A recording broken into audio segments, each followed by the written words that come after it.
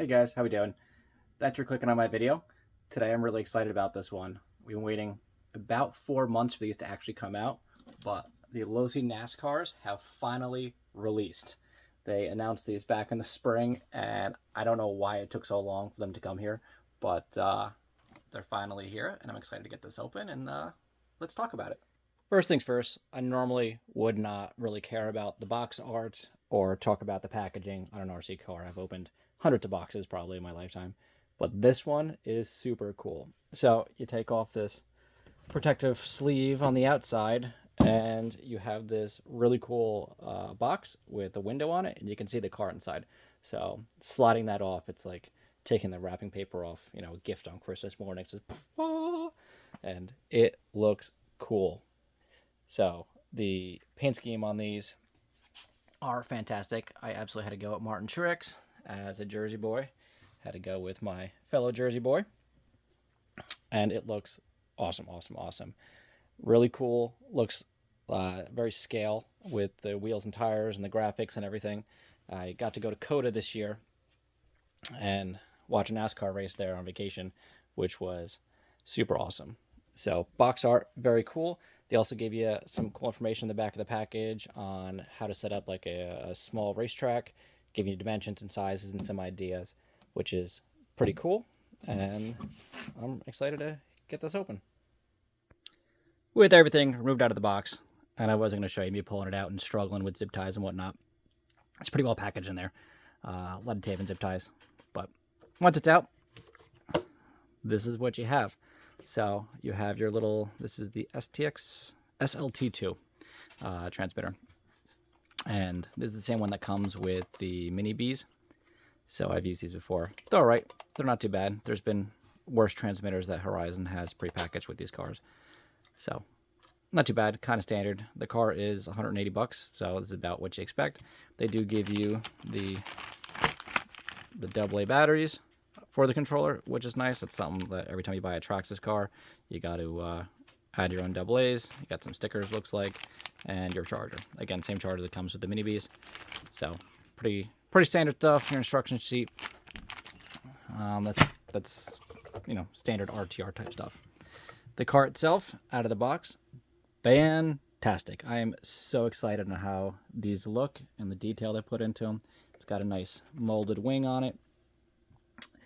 The RC cars use, obviously, single wheel nuts on the inside of the wheel, which is cool because since NASCAR went to center lug wheels, it works out absolutely perfectly for the scale realism of it. Looks like we got a hard plastic splitter in the front, so that'll kind of help for crash damage. It isn't clipless like a lot of the new stuff is, but that's fine. I actually kind of prefer it on a car like this. I would like to paint a couple custom bodies for these things. I'm a Jeff Gordon fan from birth, so I'd like to do a Jeff Gordon body, and it's nice when you don't have to buy the body and all the clips, the clipping system and whatnot with that as well. So definitely will be pretty inexpensive to put bodies on these, which will be cool. And just getting a look at the shell, very, very, very cool. With the body off, this is what we have. So it's a $180 RTR car, so it's about what you expect. First thing I notice that I don't like, but a lot of the RTR stuff does this, like your Mini T's and Mini B's and whatnot. You have an ESC receiver combo that is together. So if you want to put a actual Spectrum or a Futaba transmitter in this, you're going to have to get a different ESC. At least I'm 90% sure, because I'm pretty sure this does not bind to a actual Spectrum radio. I will have to check to confirm that. But if I remember, I don't think you can.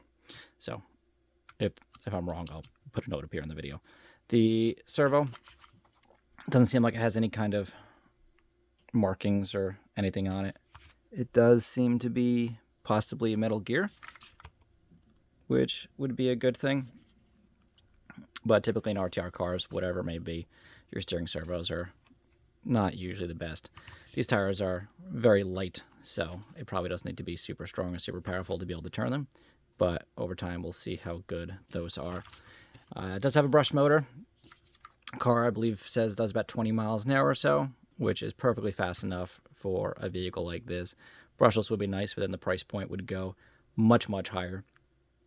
So to keep it at that 180 price, they want brushed, and that's perfectly fine. I think with that motor and the speed these will do, it's going to be super fun and competitive to get a couple of these and race together with friends, where if they were blistering fast, and I know a bunch of you guys are going to put brushless motors in these anyway and try to make them do 100, but having a bunch of slow cars and being able to drive them together and actually be somewhat competitive will allow newer drivers to be able to handle the car pretty well and make racing competitive for those who really know how to drive. So pretty happy with the brushed motor in here. I think it's going to be good for what this car is supposed to be. They do give you a LiPo battery, which is a 1400 milliamp 2S G2. I know Spectrum has their G2 technology, just like Traxxas has their proprietary plug batteries, which is kind of annoying because typically I use a nice ProTech charger and you can't really charge G2 packs on that.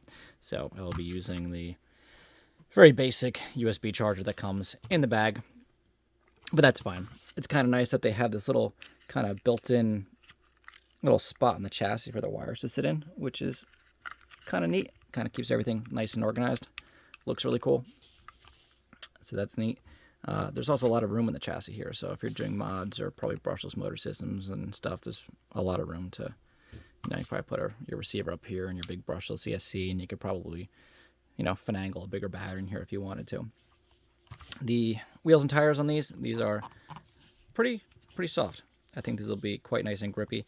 I don't know how thick the core of the tire is, so longevity-wise, I don't know how long they're going to last on the street, but I'm sure these are probably not that expensive either. So I'll probably pick up an extra set when I buy a clear body and paint my Jeff Gordon body. Looks pretty good. There is almost no play in the wheels. It's very tight. There's a little bit in the steering, but really not that much. The other thing I really like about this is it does have some ground clearance. I can actually fit my hand all the way, to my knuckle here. So going to drive this on a regular street that might be a little gravelly or not perfect, there's definitely plenty of ground clearance on this that, look how much you can move that, and it's not even, that's all the way down. I mean, you have quite a bit here before it bottoms out. That's pretty nice. It's got a little bit of a kick up in the middle of the chassis here. I think it's kind of smart. Seems like it's got a bit of a skid plate. You got your diffuser. That's pretty nice. I also did notice too that there is a little bit of play in the arms front to back. I don't know if I can do this while filming.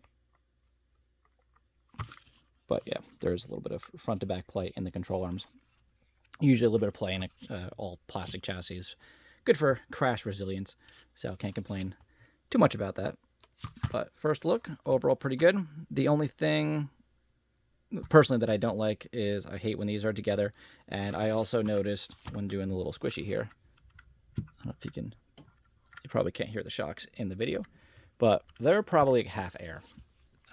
As somebody who is a long-term RC enthusiast, before I even run this, I'm probably going to pop these shocks apart and make sure that they're bled all the way.